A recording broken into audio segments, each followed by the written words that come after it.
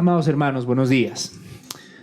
Vamos a empezar, mis hermanos. Vamos, por favor, a Filipenses 2:16. Vamos a leerlo juntos y vamos a orar a nuestro buen Dios para que nos ayude en este tiempo. ¿Sí? Filipenses 2:16. Ve, ayúdenme con vuestro amén cuando lo encuentre. Genial. Todos, por favor, necesitamos estar todos.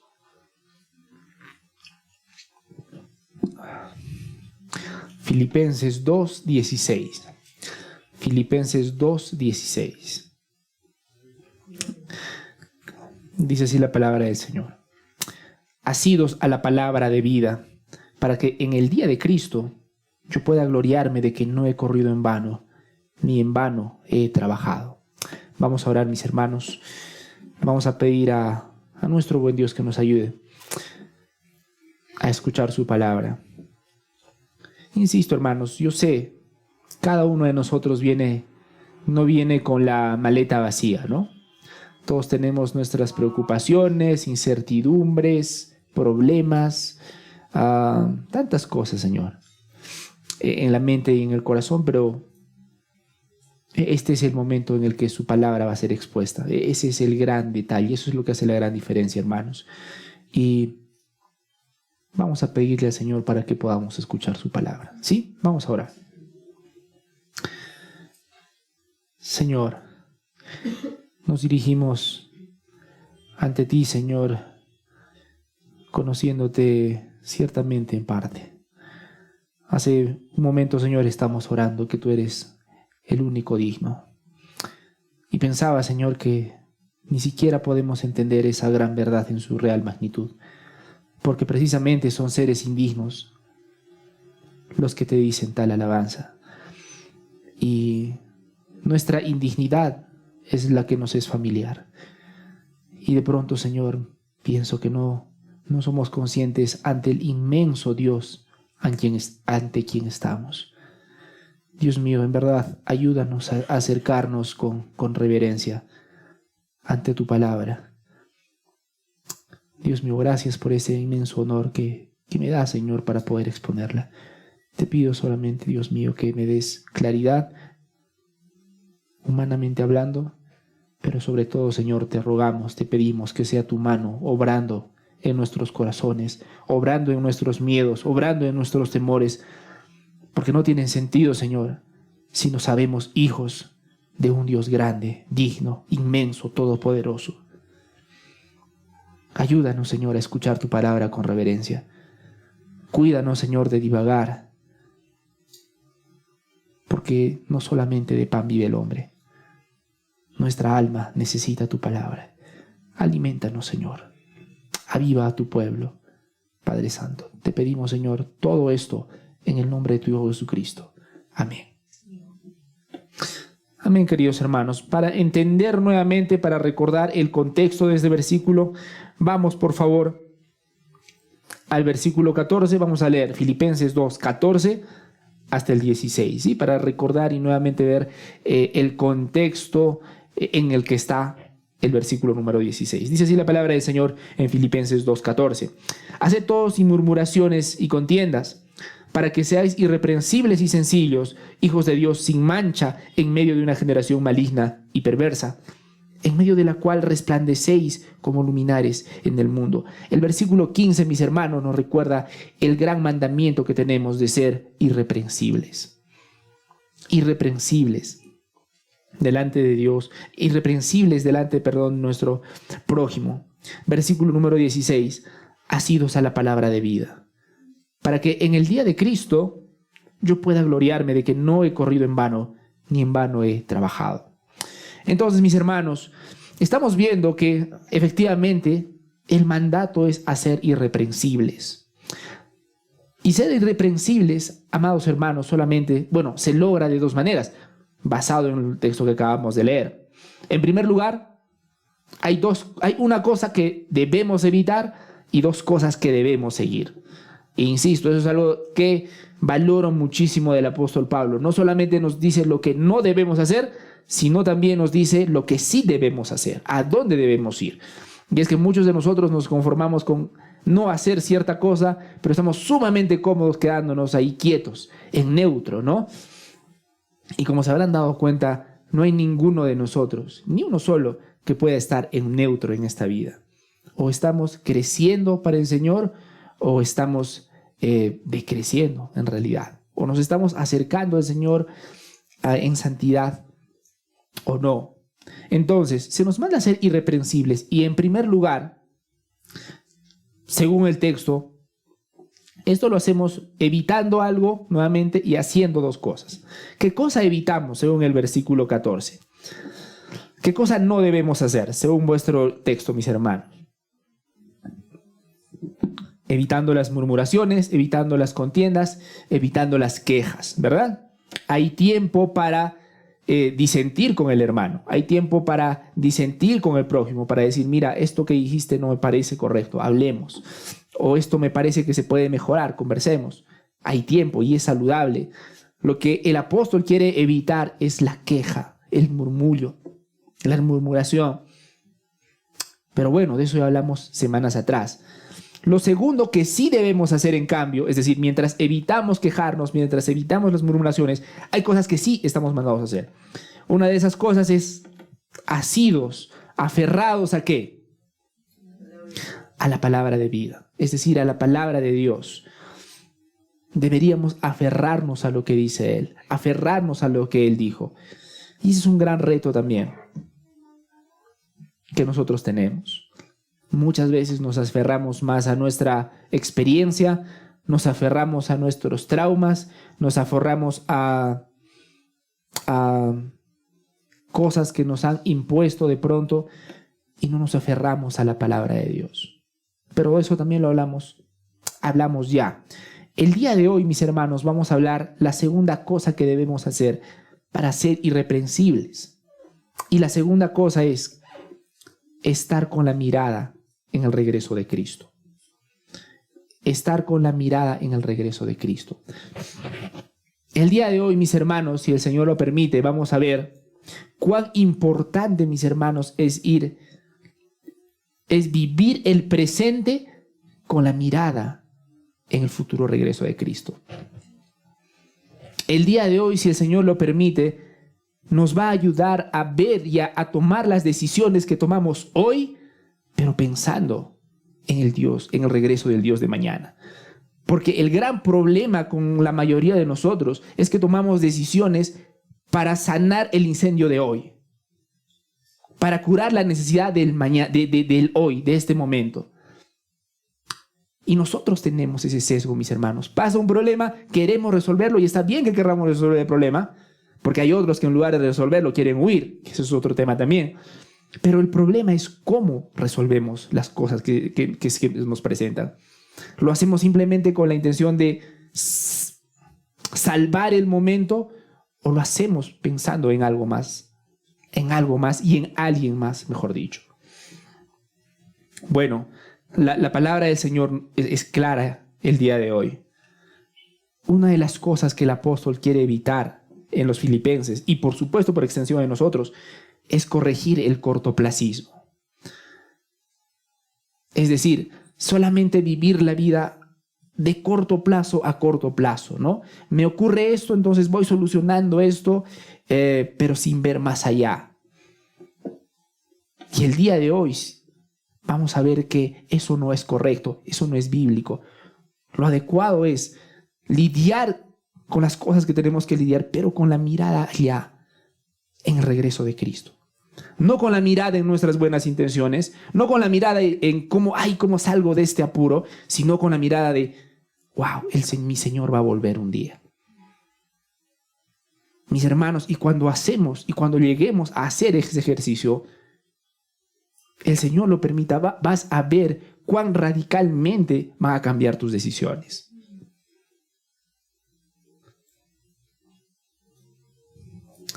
Entonces, el versículo 16, en primer lugar, el día de hoy es la parte B, ¿sí? La parte A la predicamos la semana pasada, asidos a la palabra de vida, y el día de hoy vamos a exponer esta segunda parte del versículo 16.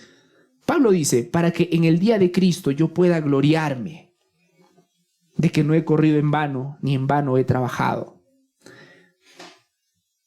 Pablo está en la cárcel, Pablo está viendo a sus hermanos, pero su corazón no está solamente en el día de hoy, su corazón está en algo que muchos pasamos por alto: el día de Cristo. El día de Cristo. Noten lo interesante, mis hermanos. Pablo no evalúa la vida cristiana ni por resultados inmediatos, ni por el reconocimiento presente. Él vive y sirve con la mirada puesta en el día de Cristo. Ese día futuro da sentido al presente y peso eterno a la obediencia cotidiana. Y me temo, mis hermanos, que a muchos de nosotros nos falta eso, el peso eterno de lo que nosotros estamos haciendo. Me temo, mis hermanos, que muchos creyentes bien intencionados hacen las cosas correctas, pero sin un sentido eterno, sin un peso eterno de lo que están haciendo. Me temo, mis hermanos, que muchos creyentes simplemente estamos cumpliendo reglas, pero simplemente por cumplirlas. Pablo vive y sirve con la mirada en el regreso de Cristo. Noten, mis hermanos, el punto no es simplemente que vive con la mirada en Cristo, sino vive con la mirada en el regreso de Cristo. Yo quiero que noten ese énfasis en particular que va a tener la palabra de Dios el día de hoy. No es solamente pensar en Dios, no es solamente considerar a Dios, es considerar algo particular de Jesucristo: el día que Él vuelva, el día de su regreso. El día de Cristo. El día de Cristo. El día de Cristo, mis hermanos, por si acaso, no es una idea vaga ni simbólica. El día de Cristo es el regreso real, personal y glorioso de Jesucristo. Una de las cosas que nosotros, miren, mis hermanos, como creyentes no vamos a estar de acuerdo en absolutamente todo. Eso es cierto. Pero algo que no es negociable en nuestra fe, algo que todo cristiano debe creer completamente, es que Jesucristo resucitó y que Jesucristo va a volver. Parte esencial, mis hermanos, de nuestra fe es que nosotros en verdad, es que no sé cómo, con qué gesto, con qué tono yo puedo ser más enfático en esto. En verdad, nosotros creemos que Jesucristo va a volver. Es que en verdad creemos que Él va a venir realmente, personalmente y gloriosamente. Pero nosotros creemos que cuando Él vuelva, va a haber una consumación de la salvación, va a haber un juicio final y va a haber una reivindicación del pueblo de Dios. Sí, mis hermanos, Él va a reivindicar a su pueblo. Y es por eso que su pueblo ora de corazón y dicen: Señor, ven pronto. Y es por eso también que los que no son su pueblo dicen: Señor, demórate un poquito más. Porque en el fondo no quieren que vuelva. Porque en el fondo aman y están cómodos con las cosas de este mundo.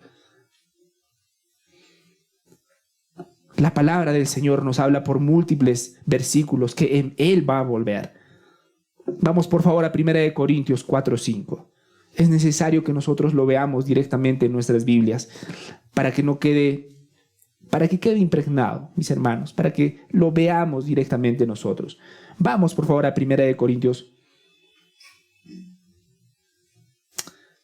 4:5. Ayúdenme con vuestro amén cuando lo encuentren. Miren lo que dice 1 Corintios 4:5. Nos dice algo grande, mis hermanos. Dice básicamente que el Señor va a sacar a la luz lo oculto. Pero vamos a leerlo. Vamos a ver cómo lo articula la palabra del Señor. Versículo 5. Así que no juzguéis nada antes de tiempo. ¿Hasta qué? Hasta que venga el Señor, el cual aclarará también lo oculto de las tinieblas. Y aquí está, mis hermanos. No sé qué te va a causar esto que vas a leer en este momento, pero mira lo que dice: y manifestará las intenciones de los corazones. Y entonces cada uno recibirá su alabanza de Dios. Va a haber un día que Cristo va a volver. Y cuando Él vuelva, nuestras intenciones quedarán expuestas. No solamente el hecho de que hayamos cumplido con ir a la iglesia, cumplido con perdonar, cumplido con guardar nuestro cuerpo, sino el corazón con el que lo hayamos hecho. Él, dice la palabra de Dios, manifestará las intenciones de los corazones. Y entonces, cada día uno recibirá su alabanza de Dios. Vamos, por favor, aprovechando que están en 1 de Corintios. 2 de Corintios, por favor, 5:10. 2 de Corintios 5:10.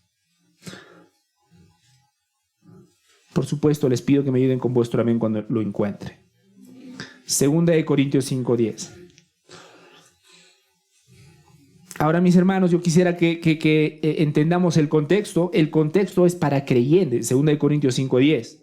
No está hablando en términos de salvación. Está hablando a creyentes y está mostrando qué es lo que dice la palabra de Dios respecto a lo que va a pasar con los creyentes cuando Cristo vuelva. Por si acaso, en este versículo no estamos hablando de la salvación. Estamos hablando de qué es lo que va a suceder con los creyentes, con el pueblo de Dios cuando Jesucristo vuelva.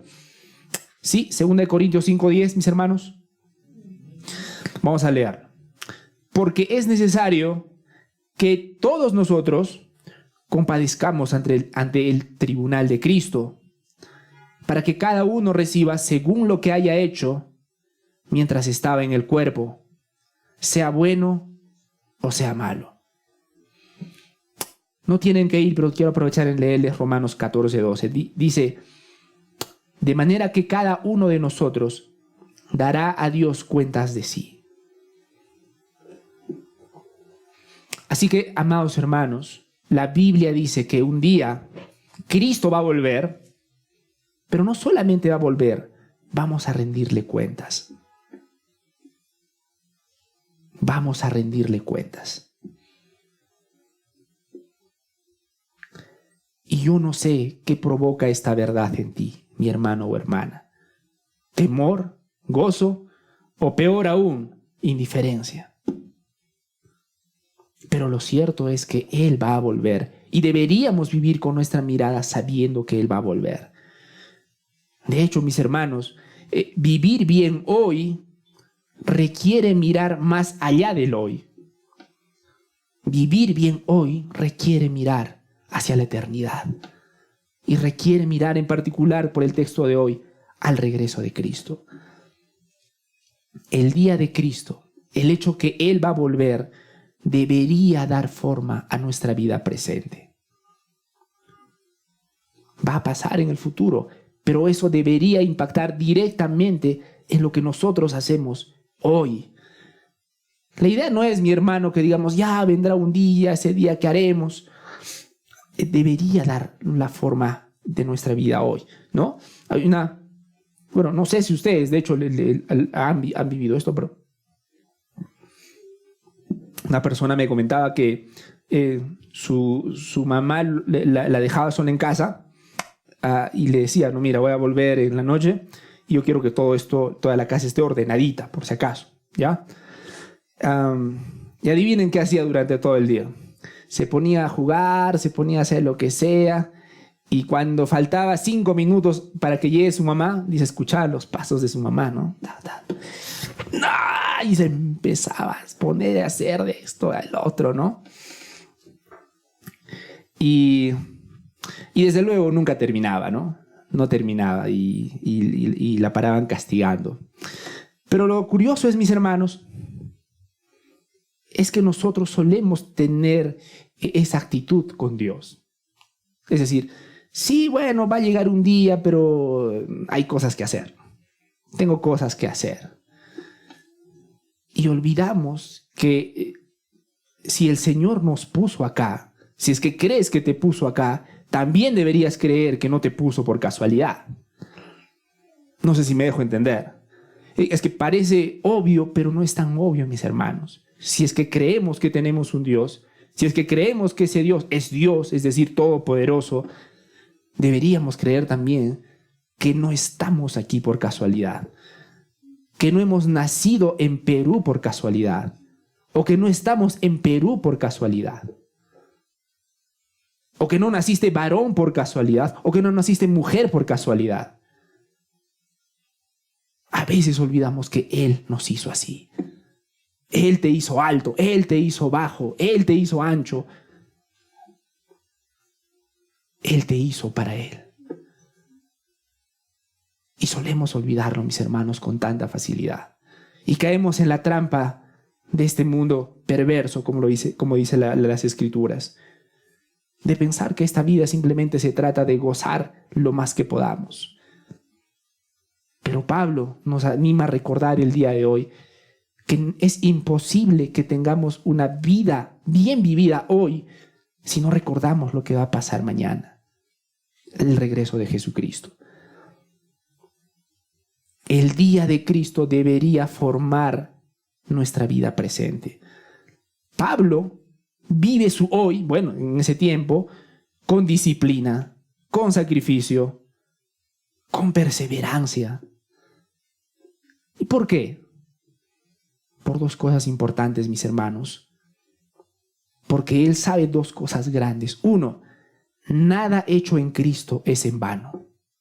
En primer lugar, y es algo que les animo a recordar, nada hecho en Cristo es en vano. Esta mañana uno de ustedes me preguntaba, ¿qué pasa si es que pasamos tiempo entre nosotros como hermanos y luego nos peleamos y se manda todo a perder? Y estábamos recordando que si ha sido hecho en Cristo, aún esa amistad no va a ser en vano. Nada hecho en Cristo es en vano, pero lo contrario también es cierto, hermanos. Todo lo hecho sin Cristo es vanidad de vanidades. Una de las cosas que más me caló en mi vida, las primeras veces que leía la Biblia, es cuando Jesucristo confronta a las personas y les dice, ustedes hacen las cosas para que la gente los aplauda. Y ahí está, mira, la gente te está aplaudiendo. Ahí tienes tu recompensa. Y ya tienes tu recompensa. Lo cual implica que cuando termine el aplauso, no hay nada más. No hay nada más. Pero en Cristo, mis hermanos, no es igual. En Cristo, todo lo que hacemos tiene un propósito y un peso eterno. Todo lo que, mi hermano, que esta verdad cale en tu corazón, todo lo que hacemos en Cristo tiene peso eterno. Sí, moriremos un día. Sí, no estaremos toda la vida acá, pero lo que hicimos en Cristo aquí tendrá peso eterno. Nada hecho en Cristo es en vano, mi hermano. Así que todos los sacrificios que hayas hecho en Cristo, todos los sufrimientos que hayas pasado en Cristo, yo quiero animarte y recordarte, nunca ha sido en vano, ni será en vano. Aunque las circunstancias digan lo contrario, aunque tus amigos digan lo contrario, nada hecho en Cristo es en vano. Pablo se disciplinaba, Pablo vivía con sacrificio y con perseverancia, no solamente sabiendo que nada hecho en Cristo es en vano, sino también sabiendo que todo será evaluado con justicia perfecta.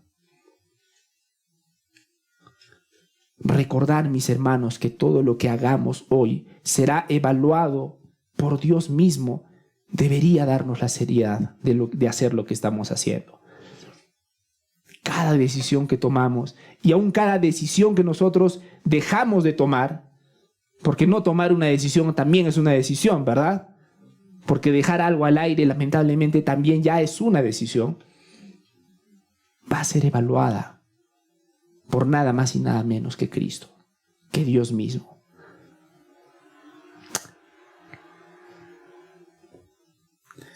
Nada hecho en Cristo es en vano, mis hermanos. Vamos a 1 Corintios 15:58, por favor. Vamos a 1 Corintios 15:58.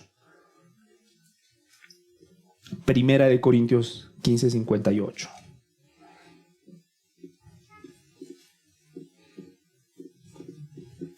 Primera de Corintios 15:58.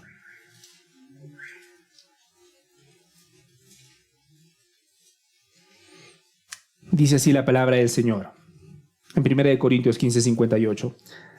Así que, hermanos míos amados, estad firmes y constantes, creciendo en la obra del Señor siempre, sabiendo que vuestro trabajo en el Señor no es en vano. Mis hermanos, y es que a veces cuesta cuando te esfuerzas y no ves resultados, ¿no? Cuesta cuando te sacrificas y no ves que las otras personas corresponden a ese sacrificio. Cuesta sacrificarte por los demás y esos otros no solamente no lo reconocen, a veces más aún nos atacan. Sí, cuesta, pero yo quiero recordarte lo que dice la palabra de Dios. Vuestro trabajo en el Señor no es en vano. No es en vano. Vamos rápidamente, por favor, a 2 de Pedro 3, 11 al 14. 2 de Pedro 3, 11 al 14.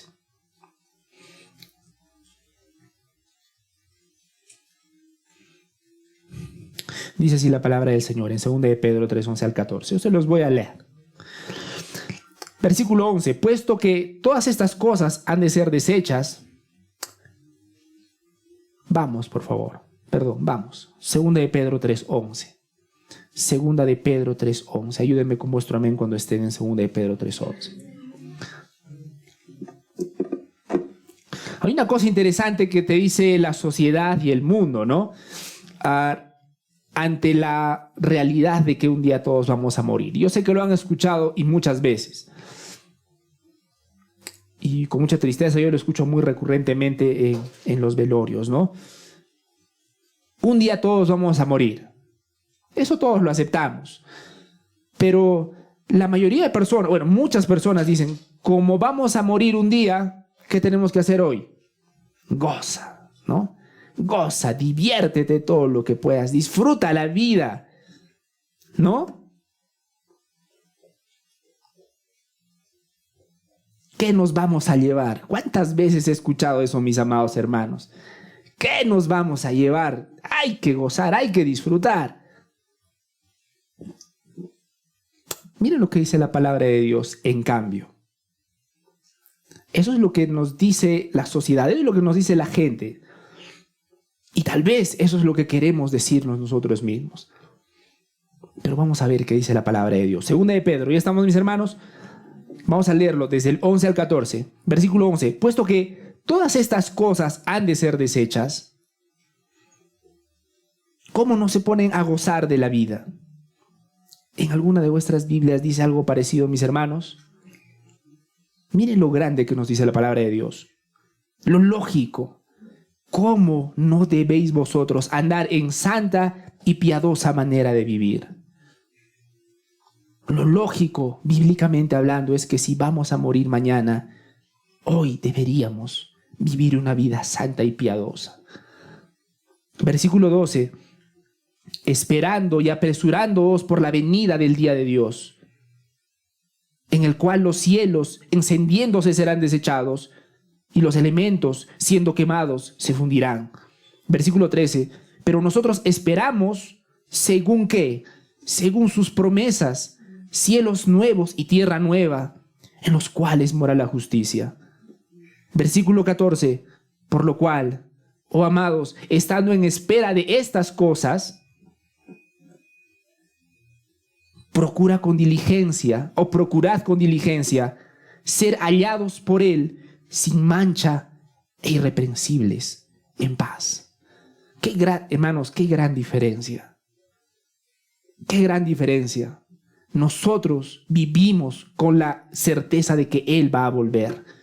Con esa promesa que un día va a haber cielos nuevos y tierra nueva. Sí, pero para los incrédulos nada de esto es cierto. Sí, pero para los incrédulos mañana no hay nada más. Porque su corazón y su vida está solamente aquí. Lo único real para el incrédulo es esto y esto. El día de Cristo para ellos es un chiste. Pero no para un creyente. Pero no para un hijo de Dios. Para un hijo de Dios la lógica es, puesto que Él va a ver un día, ocúpate de tu santidad hoy. ¿Mi santidad? Sí, tu santidad. Y te recuerdo que eso no es para algunos cuantos especiales, elevados, excepcionales.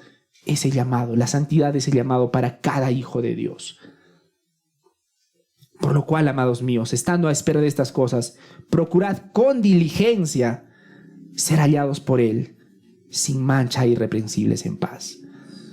Entonces, mis hermanos, vivir a la luz del regreso de Cristo debería producir santidad, urgencia y esperanza. Santidad, ¿por qué? Porque vivimos para agradar a Cristo, no al mundo. ¿Cuántos de nosotros tomamos decisiones simplemente para agradar al mundo? ¿Cuántos de nosotros vivimos simplemente para agradar aún a nuestros familiares? Y no está mal, de hecho estamos diseñados para agradar a nuestros familiares. De hecho estamos diseñados para agradar a nuestra sociedad. Y olvidamos que por causa del pecado todo esto ha sido deformado. Pero en última instancia no vivimos para agradar ni a nuestros amigos, ni a nuestros familiares, ni siquiera a nosotros mismos. Vivimos para agradar a Cristo. Vivir con la mirada en el regreso de Cristo también debería generar urgencia. Es decir, no postergamos la obediencia. No postergamos la obediencia. Recuerdo una escena de los Simpson. Ahí está Homero Simpson. Los Simpson. ¿Han visto Los Simpson, mis hermanos? Ustedes saben que para estos ejemplos me cuesta, ¿no? Los Simpson. Ahí está Homero Simpson. Hermano Ronnie, Los Simpson. Ya, genial. Qué horror, me está mirando aquí. ¿Qué hace un pastor hablando de Los Simpson? Ok. Está Homero Simpson, está por comer sus donuts, porque lo que le gusta comer son las donuts, ¿verdad? Y no sé, alguien se acerca y le dice, pero si sigues comiendo así vas a tener problemas de corazón, te va a hacer daño, ¿no? Y Homero dice algo interesante, ¿no?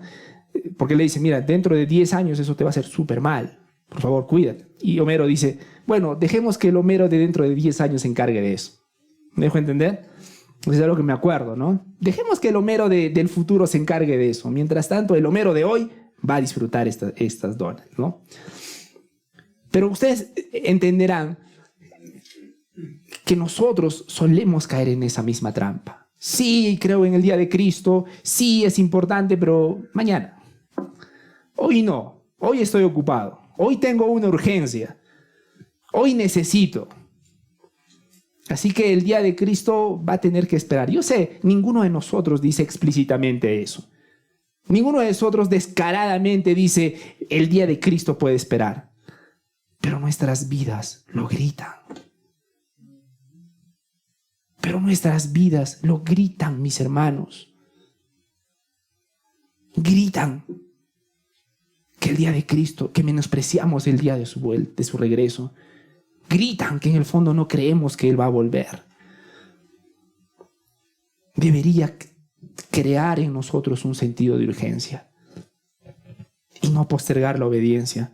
Pero también debería crear en nosotros esperanza, porque sabemos que al final nuestro Salvador va a venir. Él va a limpiar, va a enjuagar toda lágrima y estaremos en su presencia para siempre. Así que, mis hermanos, una de las cosas grandes que el apóstol Pablo nos muestra hoy es vivir el hoy sabiendo que un día Él va a volver. Insisto, eso debería hacer un cambio inmenso en nuestras vidas. No se trata de simplemente portarse bien por portarse bien, cumplir las reglas por cumplir las reglas, sino crecer en santidad sabiendo que un día hemos de rendir cuentas. Pero bueno, otra cosa que no quisiera que pasemos por alto, mis hermanos, en el versículo 16, es la manera en la que Pablo articula este versículo. Porque miren de lo que Pablo se goza, porque habla de gozo, ¿verdad? Habla de gloriarme, pero vamos a ver de qué Pablo, él espera gloriarse cuando él vuelva. Miren acá, Pablo dice, él está con la mirada de Cristo, el día de Cristo. Él espera gloriarse cuando él venga de ciertas cosas. Miren el versículo número 16, ¿cuál es el objeto del que se va a gloriar Pablo? Porque una de las cosas importantes aquí también es que, claro, sabemos que Jesucristo va a volver, que un día vamos a rendirle cuentas. Yo quisiera preguntarte, mis hermanos, si Cristo volvería hoy día, ¿de qué podrías gozarte en el día de Cristo? Hablando de tus logros, mis hermanos. Mira, todos de nosotros hemos hecho cosas malas, muy malas, regulares, y cosas que por la gracia de Dios, buenas. Logros buenos. Si Cristo viniera hoy, mi hermano, ¿de qué cosa buena, de todas las cosas buenas que has hecho, te gozarías? Le dirías, Señor, esto, me glorío y me alegro de esto que he logrado, que he hecho. ¿De qué te gozarías? De repente de haber vencido un pecado oculto, tal vez de haber crecido en una disciplina espiritual, tal vez aún de haber leído buenos libros. Nada de eso es malo. Todo eso, de hecho, es bueno. Son dones reales, son avances reales. Pero Pablo, mi hermano, se gloriaba y se gozaba de algo mucho más grande. Miren lo que dice en el versículo número 16. Para que en el día de Cristo yo pueda gloriarme ¿de qué? De que no he corrido en vano, ni en vano he trabajado, ¿verdad? Pero ¿por qué lo dice, mi hermano? ¿Lo dice por algo en particular que él ha hecho? Detengámonos un momento en este versículo 16. ¿A qué se refiere Pablo cuando dice, para que en el día de Cristo yo pueda gloriarme de que no he corrido en vano, ni en vano he trabajado? Porque Pablo se goza de algo más grande, en ver que su vida había sido usada por Dios para edificar a la iglesia. Ese era el gozo de Pablo. Recuerden, Pablo está mandando a la iglesia a ser irreprensible, a no murmurar, a crecer en santidad. Y Pablo dice que ese va a ser el motivo de gloria. Es decir, el motivo de gloria de Pablo no es algo personal, individual que él haya logrado para él. El motivo de gozo de Pablo es que Dios lo usó a él para la edificación de su iglesia. Y ese también es nuestro llamado, mis hermanos. No van a ver a un Pablo. De hecho, hay una parte de las escrituras en que Pablo muestra todo su currículum, ¿verdad? Fariseo de fariseos, etcétera, y etcétera. Y al final dice, todo lo cual lo tengo por basura, por conocer más a mi Señor más a mi Señor. Pero aquí, mis hermanos, nos está mostrando que él, el motivo de su gozo es ser usado por Dios para edificar a la iglesia. Y ese también es nuestro llamado. Procurar ser usados por Dios para edificar a nuestra iglesia. Vivir de tal manera que otros perseveren en Cristo por medio de nosotros. No solamente la alegría de ver a un hermano crecer, sino la alegría y el gozo de ver que un hermano crece porque Dios te usó a ti. No quedarte en la comodidad de, sí, qué bonito, que otro lo haga. El llamado que nosotros tenemos, mis hermanos, es que es ser usados para que nuestros hermanos crezcan. Así que lo segundo grande que quiero mostrarles el día de hoy es que deberíamos procurar ser de influencia espiritual para nuestros hermanos. Lo primero era vivir con la mirada en el regreso de Cristo. Y lo segundo es procurar ser de influencia espiritual para nuestros hermanos.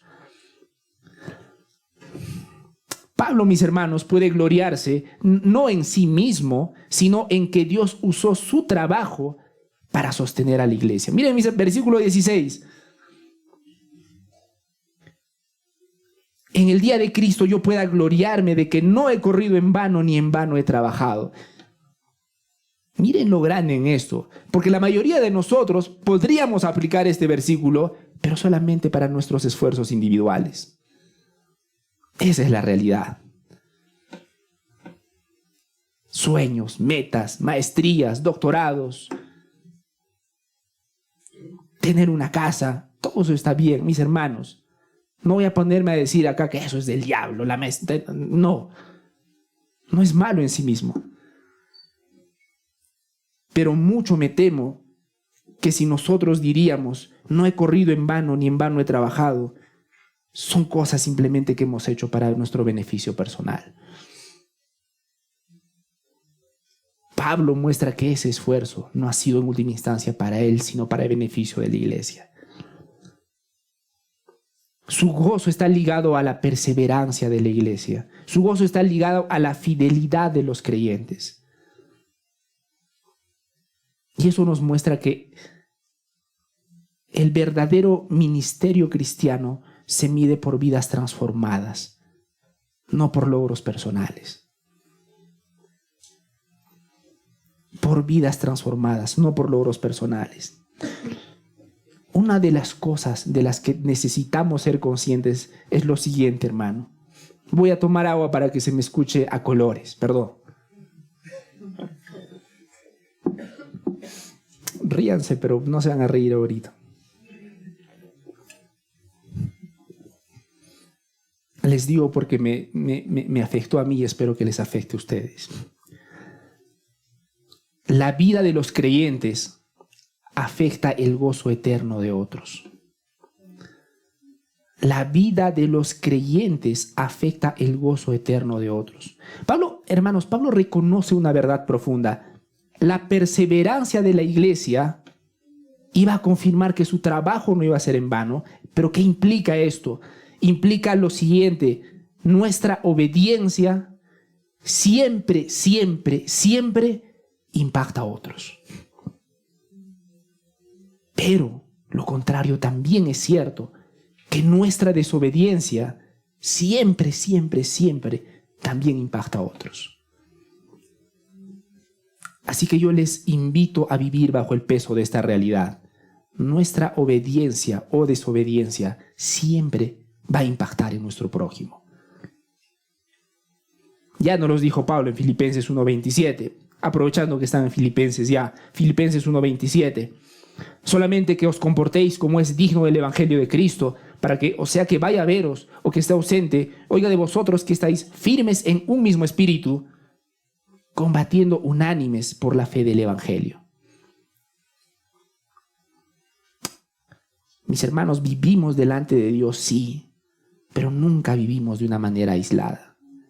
Lo que hacemos o dejamos de hacer siempre afecta a tus hermanos.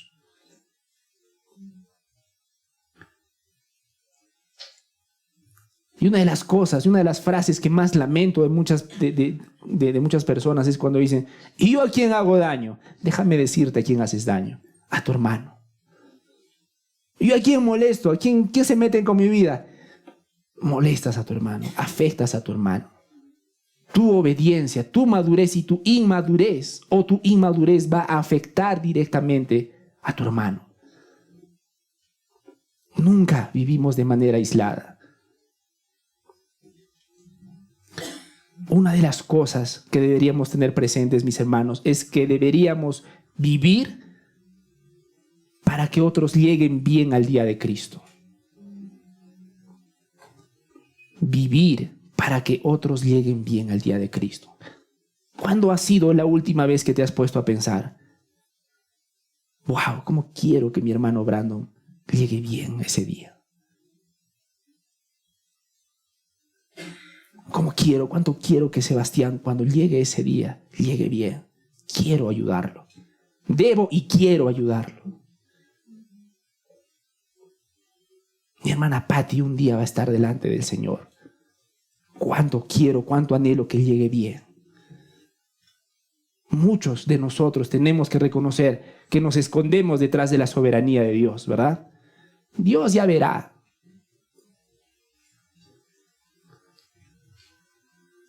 Dios los hará crecer. Pero deberíamos vivir con esa mentalidad de procurar que nuestros hermanos lleguen bien el día de Cristo. No solamente pensar en mí, pensar también en mi hermano. ¿Nota, mis hermanos, cuán egoístas solemos ser?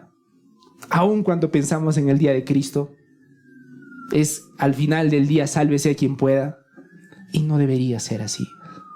No solamente deberíamos anhelar nosotros llegar bien, sino anhelar que nuestros hermanos lleguen bien.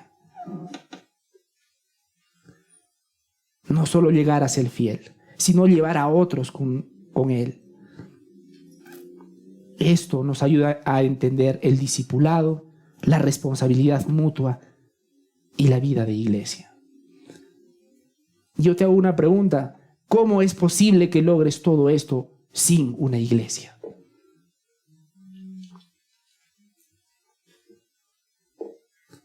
Así que con todo, en verdad, con todo cariño, si no estás congregando en una iglesia, busca una iglesia.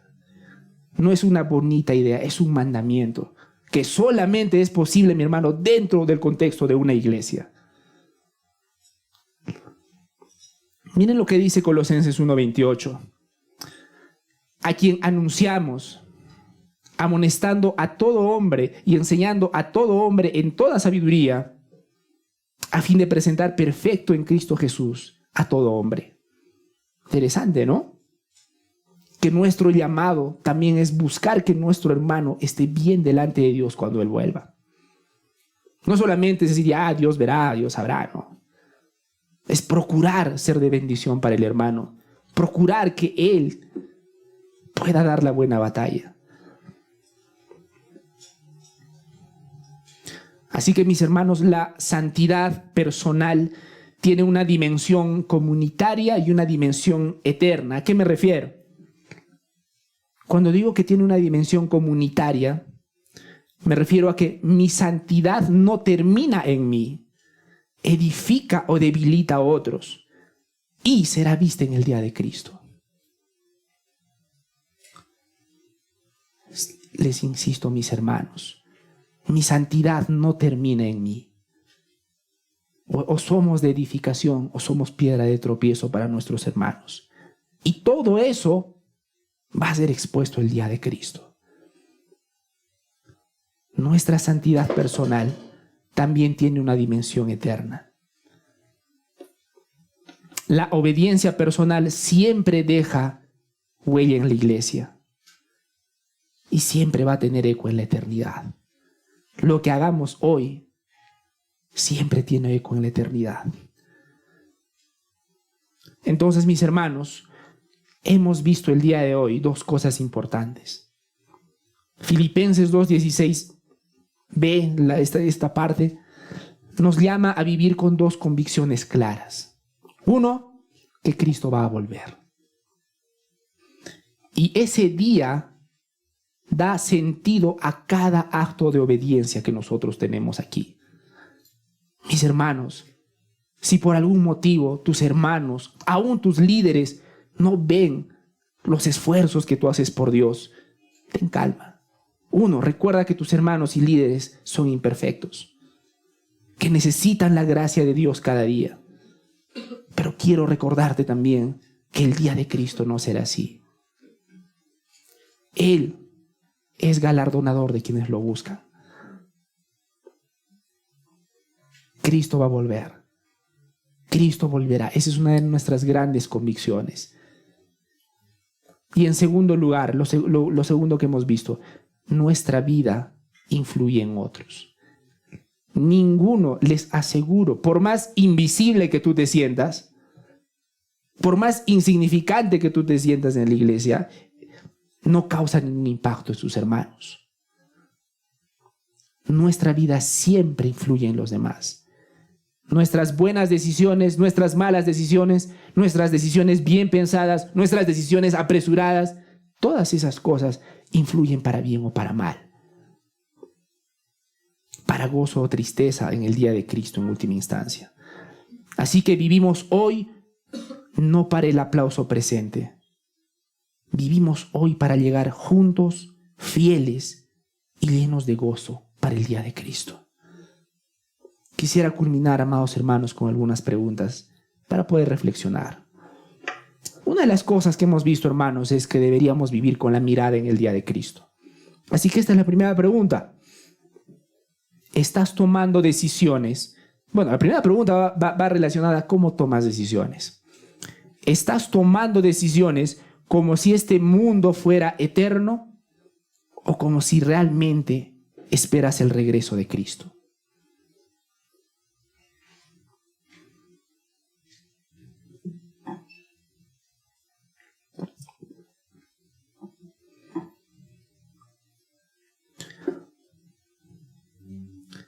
¿Estás tomando decisiones como si este mundo fuera permanente o tomas decisiones como si realmente esperas el regreso de Cristo? Hermanos, vivir esperando el regreso de Cristo, significa preguntarse primero, atención, esta decisión, lo que sea que estés tomando en este momento o la que estés por tomar, esta decisión que estoy a punto de tomar, ¿fortalece mi fe? ¿Fortalece mi comunión con la iglesia? ¿Fortalece mi fidelidad a largo plazo? Les invito a hacerse esa pregunta cada vez que decidamos lo que nos esté tocando, mis hermanos. La decisión que estoy tomando, porque mi hermano, yo entiendo, las circunstancias empujan, las circunstancias muchas veces empujan y muy fuerte. Entiendo, mi hermano.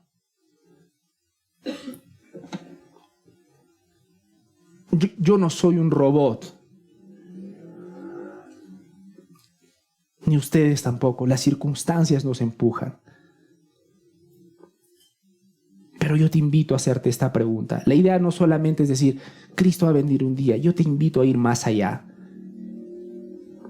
Vivir esperando el regreso de Cristo significa que te preguntas esto. ¿Esta decisión que estoy a punto de tomar fortalece mi fe? ¿Fortalece mi comunión con la iglesia? ¿Fortalece mi fidelidad a largo plazo? Si la respuesta es que no, te ruego, piénsalo nuevamente. Te lo ruego. Y no me malinterpreten, no se trata de rechazar el trabajo, no se trata de rechazar la provisión, se trata de negar que lo temporal gobierne lo eterno. De eso se trata. Se trata de negar que lo temporal gobierne lo eterno. Y sí, tenemos que reconocer que nuestra tendencia es hacer que lo temporal, lo circunstancial gobierne nuestras decisiones. Quien espera a Cristo, hermanos, decide hoy pensando en cómo llegará el día de Cristo. No es solo en cómo vivirá mañana. Thomas Watson, un gran teólogo, dijo lo siguiente: en el día final, nada fiel será olvidado y nada falso será coronado. Lo segundo importante que vimos el día de hoy es procurar ser de influencia para nuestros hermanos. Sabiendo que nuestros actos impactan en los demás, deberíamos procurar ser de influencia para nuestros hermanos. De hecho, de corazón espero que esté ocasionando eso en ustedes. Es decir, lo último que yo quisiera es que digan, lo que vivo impacta en los demás, entonces tengo que disimular mejor lo que hago, ¿no? Espero que eso no sea el corazón con el que lo estén haciendo. La idea es procurar ser de bendición para los hermanos. La idea no es maquilla mejor tu pecado o maquilla tus imperfecciones. La idea es, como lo que haces impacta para bien o para mal, procura ser de impacto para bien. Así que esta es la siguiente pregunta. ¿Tu manera de vivir facilita que otros perseveren en Cristo o los empuja a vivir su fe en soledad? Las decisiones que tú tomas tienen un impacto directo en tus hermanos. Esas decisiones que tomas, mi hermano, es que no se trata solo de ti. Se trata de lo que hacemos para el Señor. Se trata de cómo va a ser de impacto para los que te aman. Tu manera de vivir facilita que otros perseveren en Cristo. Las decisiones importantes que estás a punto de tomar están facilitando, están ayudando que otros perseveren en Cristo, o los empuja a vivir su fe en soledad. La vida cristiana, mis hermanos, no se vive solo para llegar nosotros el día de Cristo, sino para llegar juntos, como hemos visto. Siguiente pregunta. Cuando tomas decisiones importantes,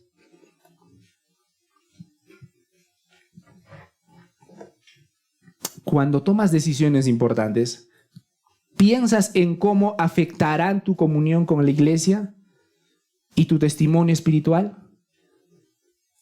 ¿O solamente las tomas por la necesidad del momento? Cuando tomas decisiones importantes, ¿piensas, te tomas el tiempo para decir cómo esto que voy a hacer va a afectar a los demás? ¿O simplemente dices, ya lo necesito, Dios entenderá, los hermanos más, ni les importaré y lo voy a decidir?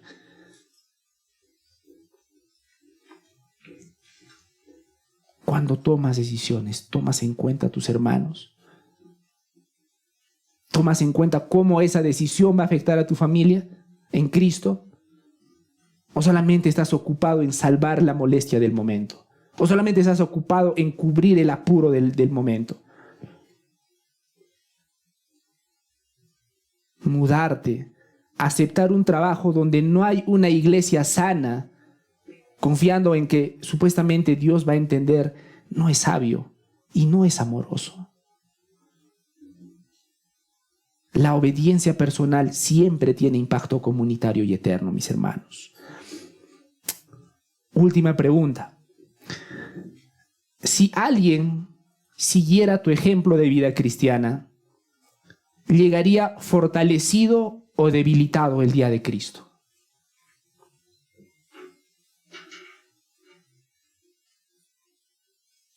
Todos tenemos algo que enseñar a todos, hermanos. Pablo vive para llegar junto con otros, no solo él, el día de Cristo. Alguien aprende de ti a priorizar el dinero, o a priorizar la comodidad, o a priorizar a Dios, o a priorizar sus principios. Alguien aprende de ti independencia de Dios, o alguien aprende de ti dependencia de Dios. Para pensar, mis hermanos. Un par de mensajes finales para mis hermanos creyentes y para mis amigos que todavía no son creyentes. Para mis hermanos creyentes, en primer lugar, recordemos, por favor, que vivir a la luz del regreso de Cristo produce santidad, produce urgencia y produce esperanza. No te engañes a ti mismo diciendo, sí, creo que un día va a venir, sí, ¿cómo será ese día, no? No es así. Debería producir algo en ti. Y ese algo es santidad, urgencia y esperanza. Y esperanza también. Mis hermanos, esto no se trata de pisotearnos entre nosotros mismos, restregándonos en la cara lo mal que estamos. Todo lo contrario, recordando que hay esperanza en Cristo, recordando que mientras hay vida, podemos tomar decisiones todavía que lo glorifiquen. Así como vivir a la luz de Cristo produce estas cosas, mis hermanos, santidad, urgencia y esperanza, no vivir a la luz de Cristo también produce sus cosas, ¿no creen? ¿Sí? Si vivir mirando eso produce algo, vivir tu vida no mirando su regreso también produce ciertas cosas. Y yo quisiera que se cuiden de eso. No vivir a la luz del regreso de Cristo produce, en primer lugar, una santidad superficial. ¿Qué significa eso? Vivir para los hombres y no para Cristo. Miren, escuchen lo que dice Mateo 6:1. Guardaos de hacer vuestra justicia delante de los hombres para ser visto de ellos. De otra manera no tendréis recompensa de vuestro Padre que está en los cielos. Cuando se pierde la mirada del juicio futuro, mis hermanos, la santidad simplemente se vuelve escénica, no reverente. La santidad se convierte en un show. Vives bien para que los hermanos te admiren. Vives bien para lo que los hermanos te aplaudan. Y cuando nadie te aplaude, y cuando no son suficientes todos tus malabares, ¿qué pasa con tu fe?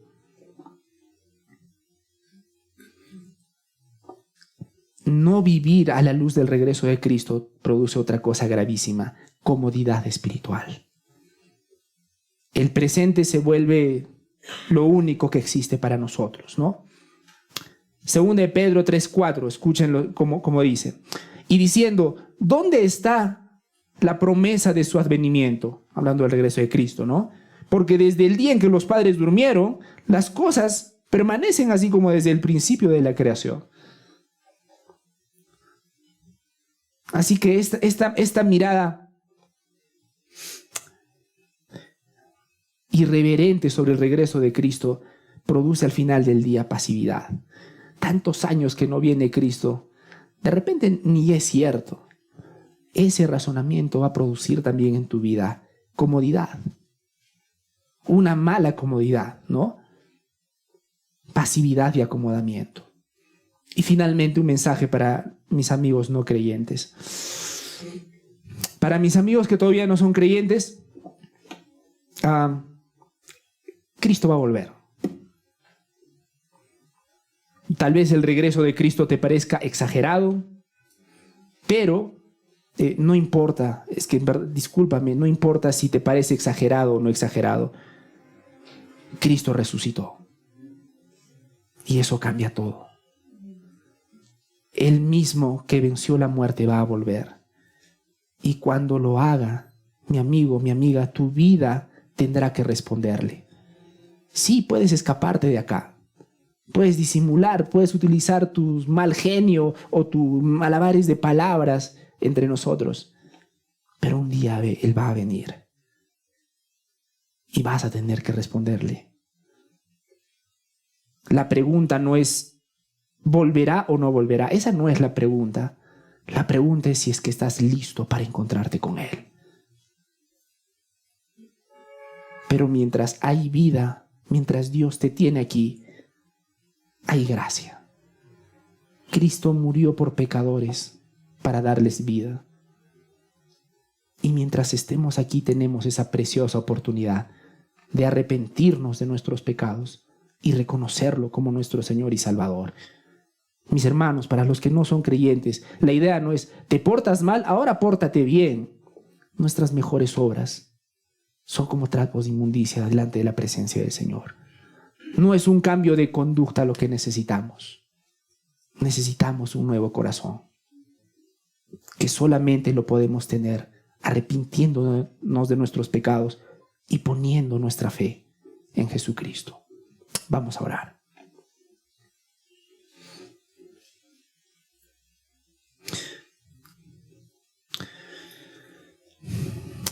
Señor, gracias por tu palabra el día de hoy. Gracias por recordarnos que un día vas a volver. Confesamos, Señor, que no solemos tomar decisiones pensando que un día hemos de rendirte cuentas. Sí, Señor, confesamos que normalmente tomamos decisiones por el calor del momento, porque muchas veces, Señor, desesperamos y nos sentimos solos. Sí, Señor, muchas veces aún sentimos que ni siquiera nuestra propia iglesia, nuestros propios amigos, nuestros propios seres queridos están con nosotros. Pero, Señor, eso es mentira. Nunca estamos solos. Perdónanos por dudar de tu bondad. Perdónanos por dudar de tu mano protectora y amorosa. Ayúdanos a abrazar ese precioso día que vas a volver. Y ese día, Señor, será un día de verdadero gozo. Mientras tanto, Dios mío, mientras tú nos quieras aquí, ayúdanos a vivir de una manera irreprensible. No perfecta. Sí, Señor, porque tú sabes que es imposible, pero también sabes que eso no puede ser excusa para no esforzarnos. Dios mío, gracias por tu palabra. y que nuestro corazón no solamente sea de apagar incendio en apagar incendio, sino con la mirada en la eternidad. En el nombre de tu Hijo Jesucristo. Amén.